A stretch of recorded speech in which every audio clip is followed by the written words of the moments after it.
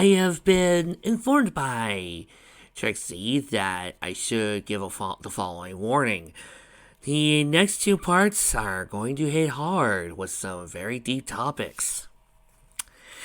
If you knew where this story has been going and what this story has been doing so far, and you are going to be uncomfortable with whatever they are, subjects are going to be touched upon, I should warn you, you should just stop right now and go to my next fic on some other part, or just wait until next week. For the rest of you, enjoy. August 12th, p.m. Tears of the Clown.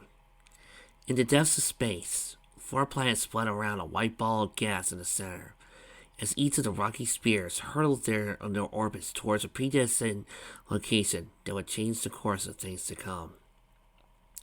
Stranding on an asteroid in the orbit of the blue world, carrying the dominant life form of the system, a figure watched. A sad look came over her eyes. She knew what was to come, though she did not know how it would play out. This has been willed where what was willed must be, the figure said sadly. But I have done enough, and now it must begin. She looked at the blue ball and the hell that it would experience in a few days. The thought of the long game she played, a game that should never have been played. The immortal game? But she did anyway, for a reason no living being could forgive, but one she needed to, because that's what love meant. Sunset sat at the edge of the Sundial Bridge, looking at the ducks swimming by on the river. She tried to enjoy their little ducky ways, but she couldn't. Good! A scream repeated in her mind. You should be! Sunset froze as the scene played once again in her head, seeing those friendly blue eyes become virtual fireballs of hatred. For the first time, Sunset had seen how much Pinkie had once truly hated her, and it scared her shitless. She recalled the weeks of the immediate aftermath of the homecoming disaster, when nearly the entire school hated her, and only nearly because she wasn't sure if she hated herself enough during that time. I hurt Pinkie. I hurt one of my friends. So much that she remembered that hatred and finally showed me. Sunset couldn't even fathom what she did, and would have turned such a friendly girl against her with that level of intensity. She knew Pinkie had the hots for Royal Atlas, but frankly she didn't give a shit about that guy. If I recall correctly, he was a stuck-up motherfucker, but that was probably how I saw him through the lens of the person I used to be. She tried to think about that year, but couldn't come up with anything. She's done too many things to too many people to remember anything other than the hits. I never really did anything significant to Pinkie, because frankly I didn't care. I always thought of her as some druggie. Sunset looked up to see a loving couple on the bank. The girl had frizzy hair like Pinkie, though in tones of light brown and magenta, while the guy looked nothing like Atlas. Still, there was something about them that reminded Sunset of the pair. There's something there. Something I can't remember, and it hurt Pinkie bad. Bad enough that the others wouldn't tell me. And bad enough she practically bludgeoned me with its existence. For the first time in a long time, she had almost wished that Princess Celestia had actually ordered Sunset's execution. Because right now, not knowing what she did, she almost felt as numb as death itself. Mind if I sit here? Sunset turned in to look and saw Compass Rose standing there. She looked like she had been crying. Hi, Rose. You okay? Sunset asked, patting the spot next to her. The other girl brushed aside her skirt and sat down as well. No, I just need to get away for a while. Barry and I were going through my room and going through my old childhood pictures, and I just kept seeing Scott and Matsy over and over, and reminding me of what I lost. She started to sob as she started to break down again. Sunset immediately put her arms around her friend, and Rose complied, crying against Sunset's chest. I just miss her so much, Rose sobbed. Why? Why would anyone do that to her? I don't know, Rose. I wish I had the answers. Sunset replied. She tried to brush aside the fact that at the funeral, Rose had begged her to solve the case that the police was clearly stumped on. Sunset hadn't given it much thought, other than there was something there that was wrong. She'd been so focused on her own personal issues, she had given it a short shrift. Why? She was family to me, Sunny. Why would they take away somebody I cared about so much? The world's not fair, Rose. It never was. Look at me. I'm an orphan, and yes, I have family now, but I have things in my life, things that happened to me long ago, that give me nightmares now and then. Things that no child should ever really see. Really? Is that why you were so sad when you were younger? Rose asked. It seemed as though you never had a smile during 2nd grade. Then you found us until 8th. Sunset bristled slightly at the realization filling her mind. She knew my counterpart? Sunset had never given much thought about her, given what little she had discovered.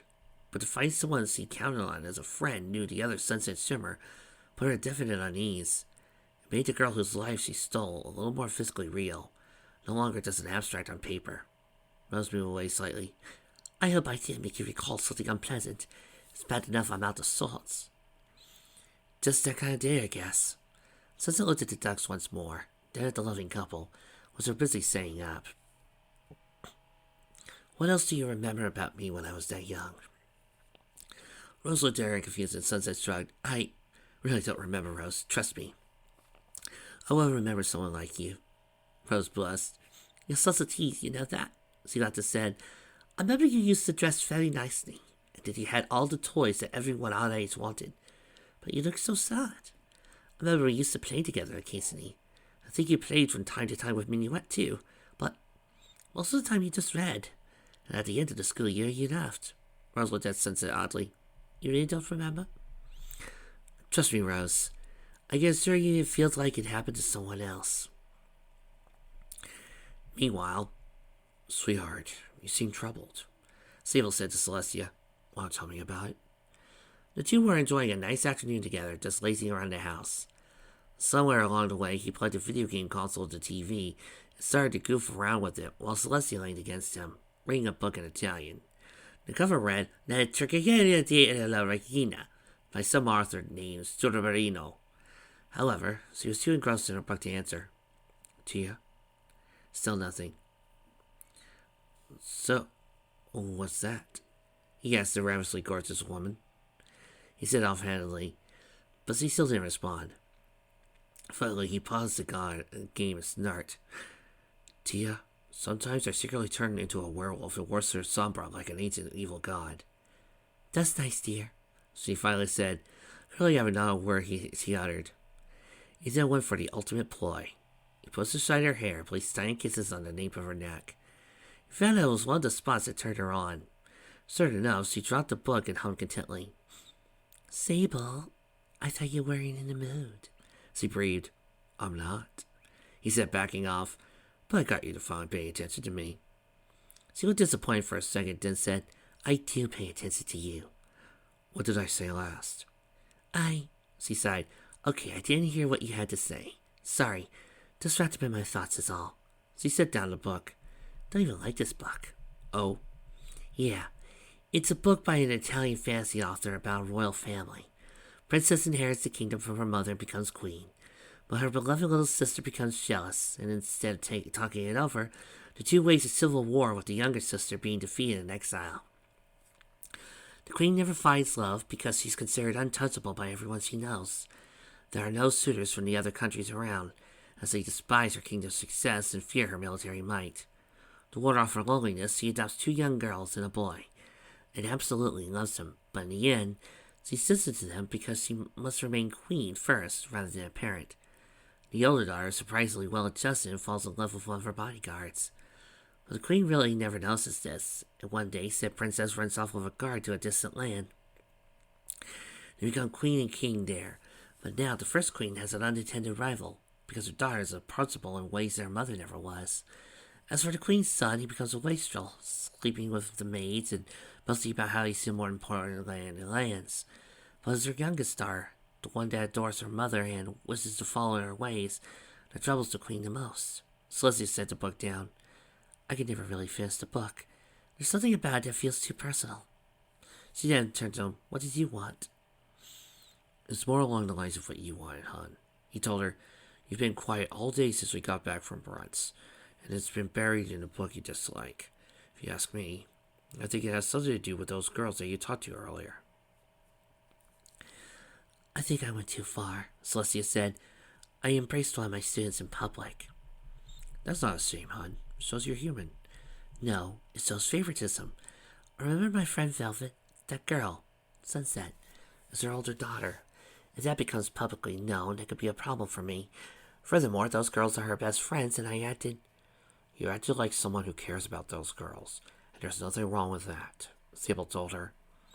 Tia, I obviously haven't been an educator as long as you have, but it's clear you care about them. It's not a shame to admit that you have favorite students over another. Everyone does. It's only when you favor them over others in a school setting.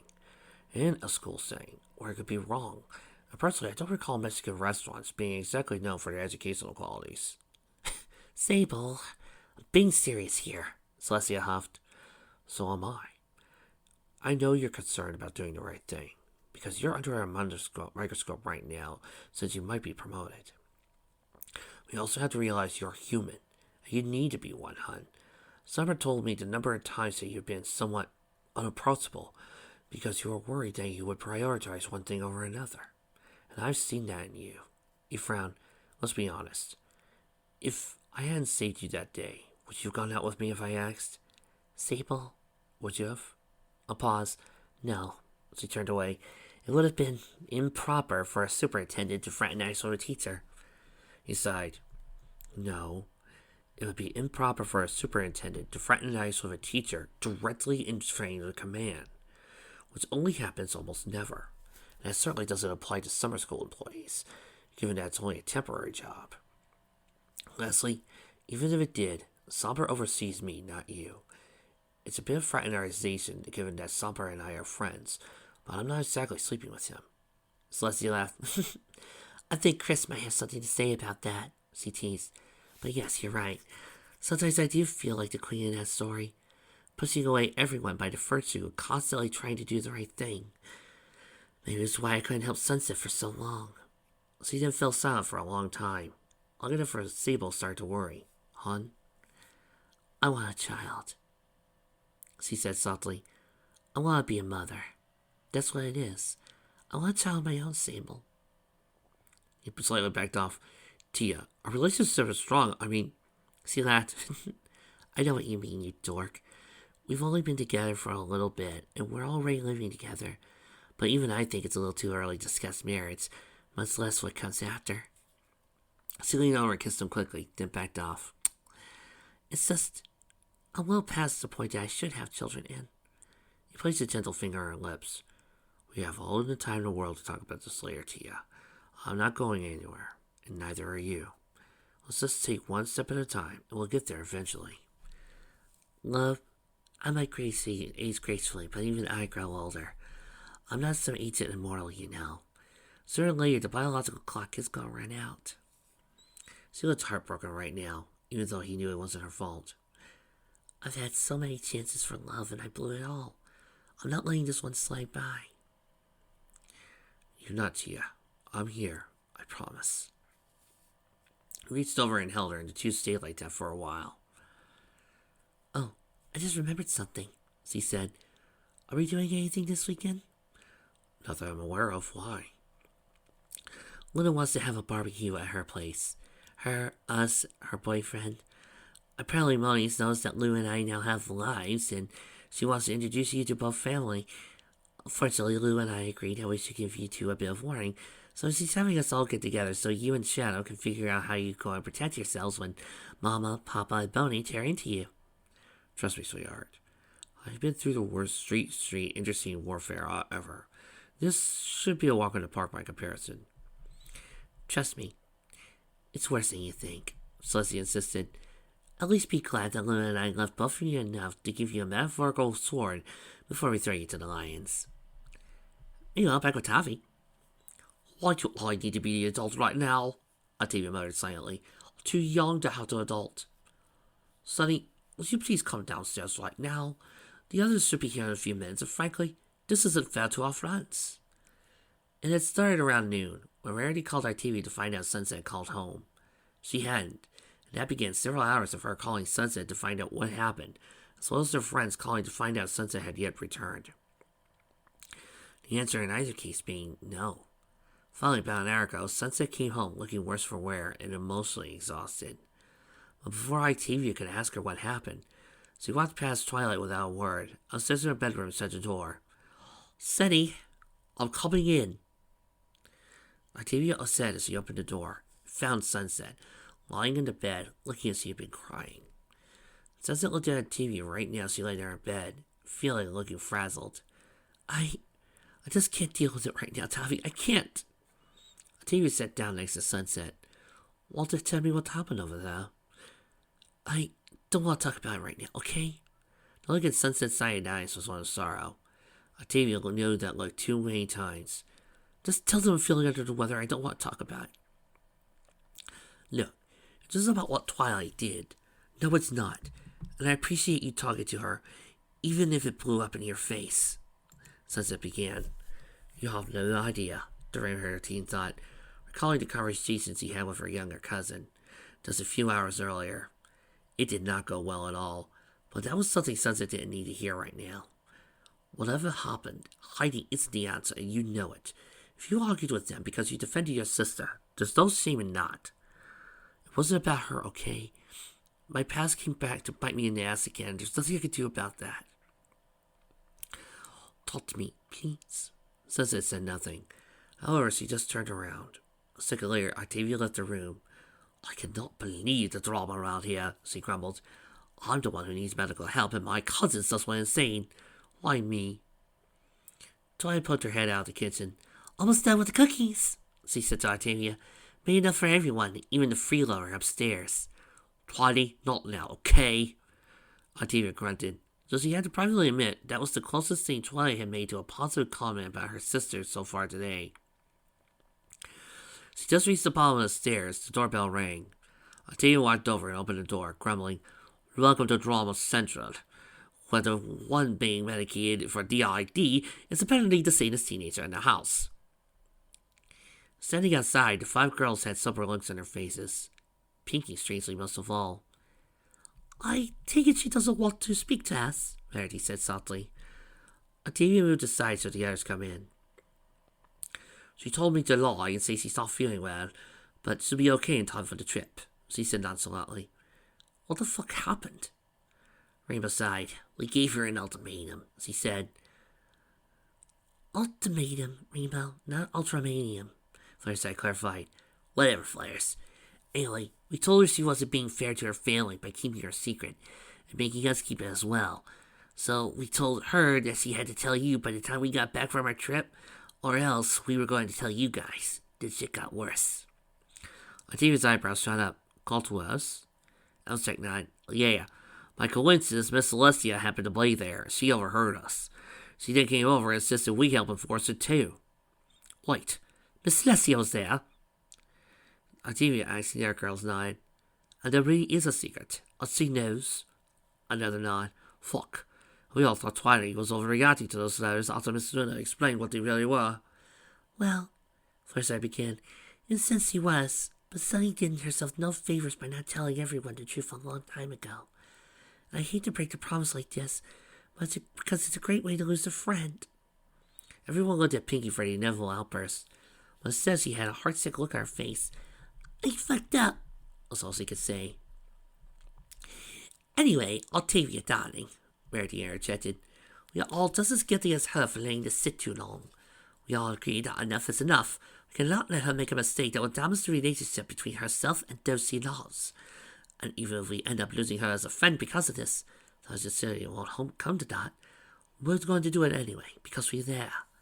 Care about what? Twilight asked as she came out of the kitchen. Her tray of cookies, it says. Hi, girls. Lonnie. Also made a second batch for you, Pinky. I'll make it double if you can get rid of the pest upstairs. Twilight! Octavia barked. Applejack looked at Twilight. Circle Cube, you know we never meant to hurt you like that. We're all friends, and friends go through rough spells. But in the end, we all back each other up. And we try to do what's right for one another. That's why we're trying to do what's right for you and Sunny. You know, every time I see that, I feel like bashing that up the head against every single Camelot wedding fix fic in existence. Me, I guess. She's not family, Twilight said. Everyone just gave her a stare. Twilight folded her arms. Fine, whatever. Look, I don't know how to feel right now, but I accept your apologies. As it is, I'm far angered with my supposed sister. No, not supposed, Twilight, Pinkie snapped, her voice rising. She is her sister. Despite how angry you may be with her, she loves you and cares about you. You didn't see her go through all the goddamn shit when you were under the 5's after effects. She lost sleep, got in trouble with her classes. She was losing it because she loves you, and she didn't know how to help. If you really knew what hell she had to go through to save you, you would be so goddamn high and mighty about it. She went through her own personal hell just for you. So if you think I'm gonna stand here and let you slam her, you... Rainbow immediately grabbed her and pulled her back. Hey, ease up on the throttle there, Pinks. We're all cool, okay? Pinkie had a disgusted look on her face. Sorry, she said to no one in particular. Can we all please get back to playing friends? Applejack asked. Octavia ushered the others to the couch. She and Twilight sat on the love seat, while Applejack and Rainbow purposely sat on either side of Pinkie on the couch. Fluttershy and Rarity took the plush chairs on the far side. Ladies, it's fair to say that these have been a trying few days for us, Rarity said, and we're all due a vacation. Now, since we know our little sisters are not coming after all, I think it's safe to say we can rent a large passenger van that can transport us all. Or maybe just a small one. Remember, I have a minivan that I transport my instruments in, Octavia pointed out. Well, used to at any rate. The room fell into an awkward silence before she added, in any case, I don't mind switching out driving duties with someone else. I suppose so, but it probably makes more sense to just get one so we don't have to spend so much money on gas, Rarity suggested. If that's the case, no need, Applejack told her. Pa just bought a new van for a store, so he said we could use it before we get rid of the old van. Since he doesn't have the store markings on the side, shouldn't be a problem. But it should fit all of us, and the gear we're taking, no problem. Well, that's unexpectedly fortuitous, Rarity commented. Any problems with the foods, Pinkie? Nope. I could carry Santa here and Auntie Company every vacation anyway. So he's gonna call us both cafes for the week and give me, Sunny, and Apostle full pay. Says we deserve it for all the businesses we brought to both cafes. Dad said he was going to see about getting us some camping gear from the stores he oversees, Rainbow said. But then I told him we got a group cabin. So he said he's going to send me an access card in case we need anything from the main 6 store in Modesto. Access card? Yeah, it's a special manager's card that lets him get free camping or sports gear whenever he needs to. It's something that regional mayors and above have, so he tends not to overdo it, she sighed. One time he gives me the card, and I can't get all the Starker stuff in the universe. You laugh, Fluttershy teased. And speaking of the cabin, I called the campgrounds and confirmed our reservation. I got all the bedding, so we should be fine bunking together. Octavia called and said, Twilight, not now, okay? Fine, I'll bring a sleeping bag just in case, Twilight muttered. Well, it sounds like we've got everything in hand then. I suggest we all meet here then, if you want. I can pick up Pinkie and Rarity. Flutters, you can pick up Rainbow. I don't think my aunt and uncle will mind you leaving your car here, Octavia suggested. That works for me, Fluttershy said with a smile. The next few minutes were just spent chatting about all the things they wanted to do down there. As they did, Twilight started to relax around her friends again, glad that she had them. She felt isolated from them because they were her friends first, but now she realized it didn't mean they would cut her out of their lives. They weren't that petty. Part of her mind told her that word better suited her right now, but she ignored it. Eventually, she sincerely apologized, and Pinkie bear hugged her in return, saying everyone has their moments and not to let her get down. Several minutes later, Fluttershy announced, Okay, I'm gonna call for pizzas now. We should think about what we want. Also, do you know what kind of pizza your parents want, Twilight? Oh, don't worry about them, Flutters. They called earlier today to say that since we moved our meeting, it'll be a great time for them to have a date night. And as for Spike, my brother and Katie are taking him to see the Stars play the Blue Jays tonight. So we have the house to ourselves. Katana felt both giddy and charmed. This was what she wanted after all. Admittedly, in the end, she was a woman. Like any woman, she wanted to feel some affection for the guy in her life. Right now, that affection was magnified by the absolute humor she was watching. What? He asked, as the tailor continued to adjust the outfit Divine had ordered. An authentic replica of the military uniform of his ancestor, The Emperor Bonaparte first of France. Back in the day, he probably looked both imposing and regal. Nowadays, he looked more than a little bit silly. He saw her grin and smile.